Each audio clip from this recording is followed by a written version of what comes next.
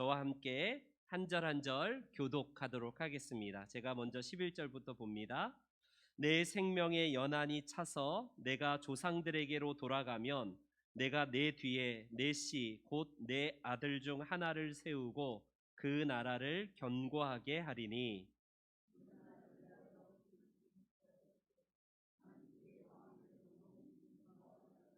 나는 그의 아버지가 되고 그는 나의 아들이 되리니 나의 인자를 그에게서 빼앗지 아니하기를 내가 내 전에 있던 자에게서 빼앗음과 같이 하지 아니할 것이며 내 나라에 세우리니 그의 왕위가 영원히 견고하리라 하셨다 하라. 아멘. 우리 이번 주간에 역대상을 통독할 텐데 잠깐 영상을 통해서 우리가 안내 받도록 하겠습니다.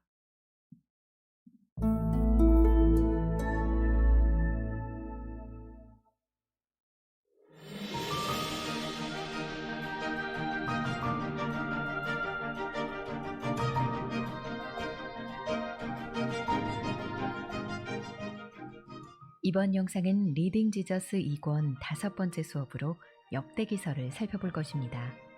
역대기서에서 많은 부분을 차지하는 족보의 신학적 의미와 포로로 끌려갔다 귀향한 이스라엘 백성에게 전해지는 회복의 메시지를 함께 알아보겠습니다. 역대기서는 성경의 많은 책들 가운데 중요하지 않은 책으로 오랜 기간 부당하게 취급돼 왔습니다. 사무엘서와 열왕기서의 내용이 불필요하게 반복되고 쓸모없는 족보가 가득하다는 이유로 말입니다. 하지만 역대기서는 포로 생활을 하고 돌아온 이스라엘 백성에게 의미 있는 신학적 메시지를 제공하는 중요한 책입니다. 하나님의 언약이 여전히 유효한 것을 상기시키며 회복의 메시지를 전하기 때문이죠. 아담으로 시작해 포로 생활에서 돌아오는 유다 백성의 이야기까지 구약의 이스라엘 역사 전체를 한 번에 훑어내려가는 책인 역대기. 이제 함께 살펴보실까요?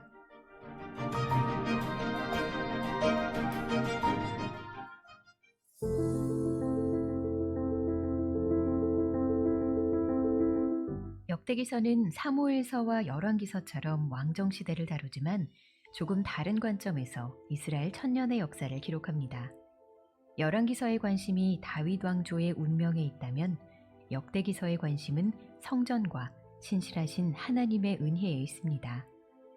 역대기 저자에게 예루살렘 성전은 특별했습니다. 성전은 정치적 결과가 아니라 하나님의 작정에서 비롯된 것이기 때문입니다.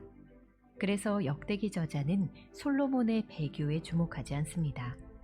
오히려 성전의 위치, 건축자, 언약궤의 안치 및 완공 예시까지 그 모든 단계를 하나님께서 친히 간섭하셔서 정하신 것을 강조하지요.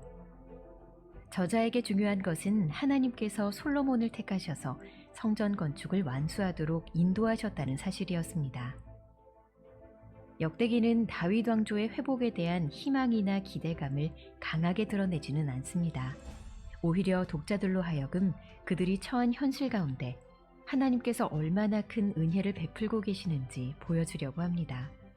하나님께서는 여전히 역사 속에서 일하신다는 것, 과거와 같이 신실한 자들에겐 복을 주시고 그렇지 않은 자들에겐 심판을 내리신다는 것을 알려주는 것이죠.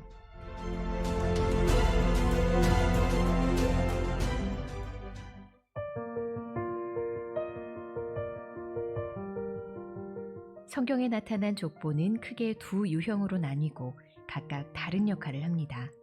하나는 수직적 족보로 혈통의 뿌리를 보여주고 다른 하나는 수평적 족보로 친족 관계를 보여주는 역할을 하죠.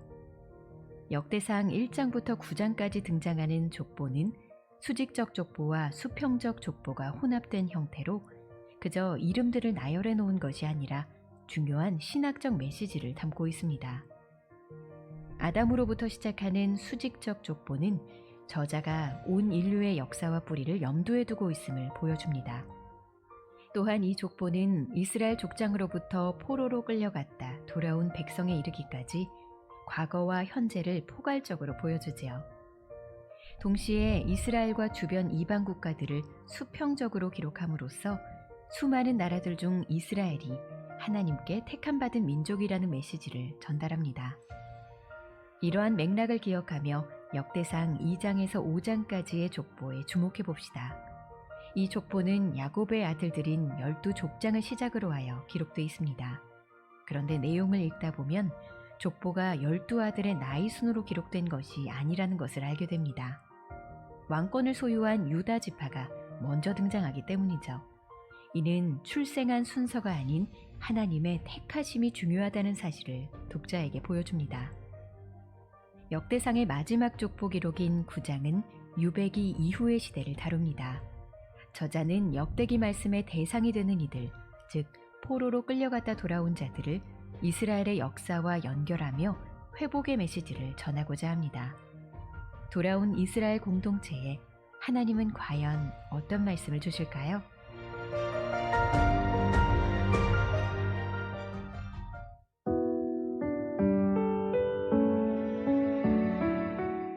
먼저 역대기에 나오는 긴 족보들 사이에 있는 특별한 기록을 하나 살펴봅시다. 바로 야베스의 기도입니다. 야베스라는 이름은 고통을 뜻하지만 그의 삶은 그 이름을 따라가지 않았습니다. 자신의 지경을 넓히시고 환난에서 벗어나는 복을 달라고 간구한 야베스의 기도를 하나님께서 들어주셨기 때문입니다. 하나님께서 한 사람의 운명을 저주에서 복으로 바꾸실 수 있는 분이심을 보여주는 것이죠. 야베스의 기도가 응답되었다는 사실은 단순한 기도 응답보다 더 넓은 차원의 의미를 갖습니다. 저주의 고통으로부터 보호해 주시기를 간구한 기도가 응답되었다는 사실은 자기 땅에서 쫓겨나 저주를 경험하고 돌아온 이스라엘 백성에게 참으로 복된 소식이었습니다. 그들은 비록 저주 아래서 포로된 자로 태어났지만 하나님께서 야베스의 고통을 축복으로 바꾸어 주셨듯 그들의 삶도 축복으로 바뀔 수 있다는 의미였기 때문입니다. 하나님께서 인간이 안고 태어난 고통의 운명을 바꿀 능력과 뜻을 가지고 계시다는 사실, 그 자체가 소망과 위로가 되었습니다. 이렇듯 야베스의 기도는 단순한 기도의 공식이 아니라 유배기 이후 절망에 빠져 있던 그들의 삶에 소망을 불어넣는 메시지를 담고 있습니다.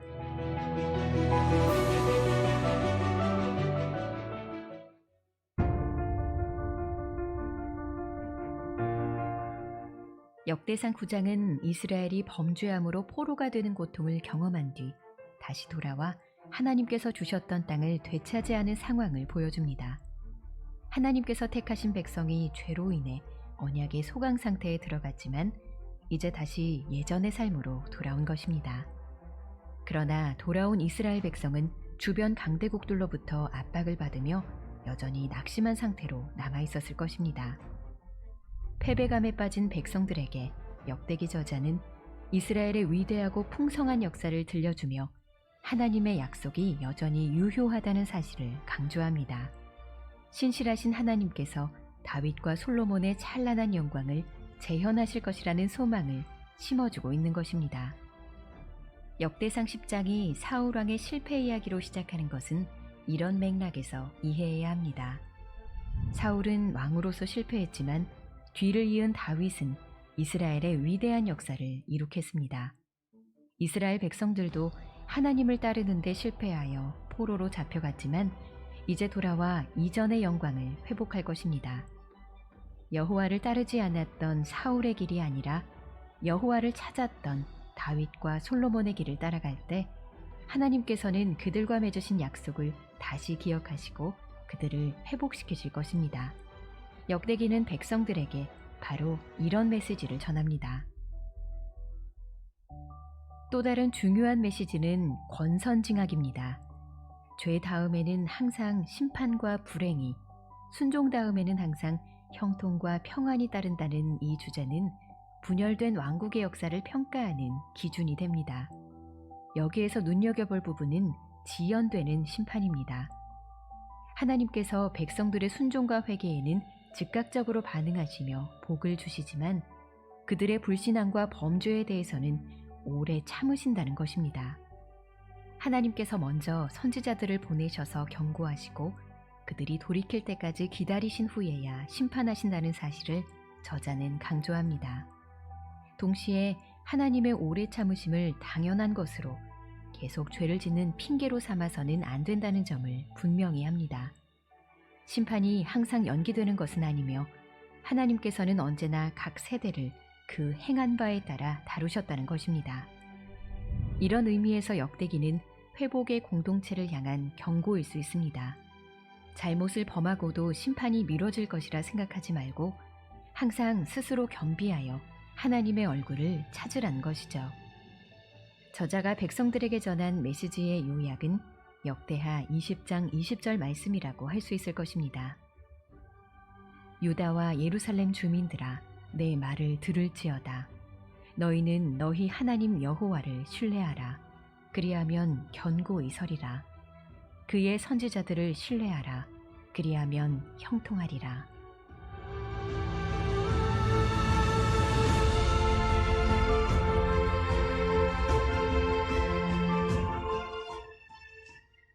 역대기서에서 가장 유명한 이야기는 야베스의 기도일 것입니다.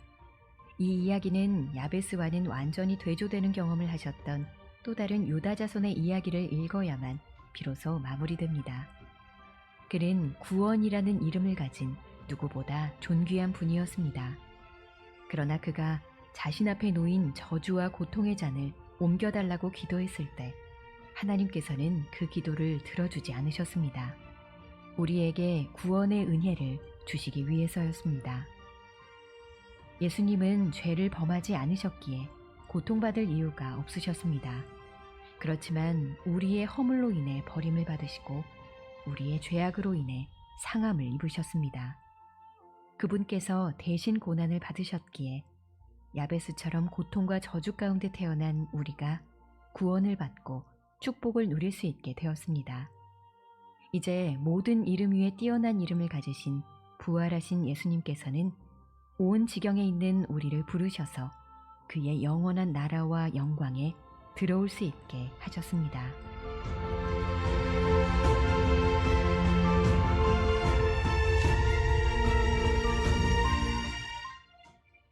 다음 영상은 리딩 지저스 2권의 네, 여섯 번째 이번 주간 우리가 역대상하 중에 역대상을 이제 한 주간 동안 읽어갈 텐데 역대상이 아까 영상에도 나왔지만 왜 이게 반복이 되는 것을 계속 성경을 기록할까? 우리가 그 이번 주간은 역대상인데 사무엘 하의 내용과 많이 반복이 돼요. 특별히 다윗을 주목하는 내용으로 이제 역대상이 채워지고 있는데 PPT를 한번 띄워봐 주시면 어디랑 맞물리냐면 다윗 시대의 사무엘 하가 집중적으로 기록된 것과 더불어서 역대상이 다윗의 그 삶의 내용들을 기록하고 있고요. 다음 주간에 읽을 역대하는 열왕기상, 열왕기하, 즉 솔로몬 시대와 솔로몬 이후의 남북으로 나누어진 왕들의 역사, 그 기간을 역대하는 똑같이 맞물립니다. 이번 주간에는 사무엘 하의 내용 중에 가슴 아픈 내용, 예컨대 다윗이 범죄하였더라, 다윗이 막 인구조사 때문에 하나님의 그 심판을 받았다, 이런 거 없어요. 역대상은 어떤 관점이냐면 쉽게 말하면 포로 이후에 돌아와서 시리에 빠진 이스라엘 백성들에게 우리 민족이 왜 소망이 있는가의 이 관점이에요. 사무엘하와 열왕기상, 열왕기하는 선지자적인 관점으로 인해서 왜 심판이 내리는가?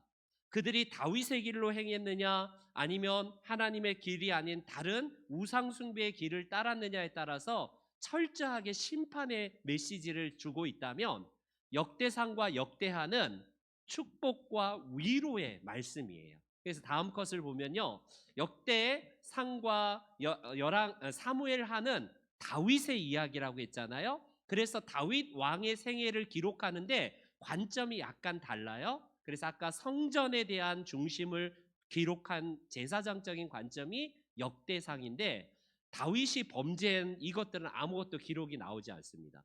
다윗이 뭐 미화하는 내용이 아니라 그럴 필요가 없는 거예요. 이스라엘 백성들이 포로로 잡혀갔다가 다시 돌아왔을 때의 정체성이 무엇인가? 왜 우리에게 소망이 있느냐? 다윗이 어떻게 하나님을 섬겼는가를 보라 이거예요. 그게 역대상의 주요 메시지입니다. 그다음 다음 주간에 우리가 보아야겠지만 열왕기 상하는 우리가 잘 알듯이 솔로몬 이후에 남북 왕으로 나누어진 건데 역대하는 그때의 이야기를 기록하는데 주로 남유다의 왕조들을 중심으로 특별히 그 기간 동안에 선한 왕의 관점을 집중해서 기록을 하고 있습니다. 다음 넘어가 주시고요. 그 다음에 우리가 중점적으로 이번 주에 봐야 될 것은 무엇이냐면 말씀드렸듯이 사무엘 상하서와 열왕기 상하서는 왜 망했느냐에 대한 관점, 선지자적인 관점으로 기록됐다면 다시 돌아온 이스라엘 백성들, 포로 가운데의 폐허더미에 있었던 이 이스라엘 백성들에게 우리 민족이 어떤 민족이냐?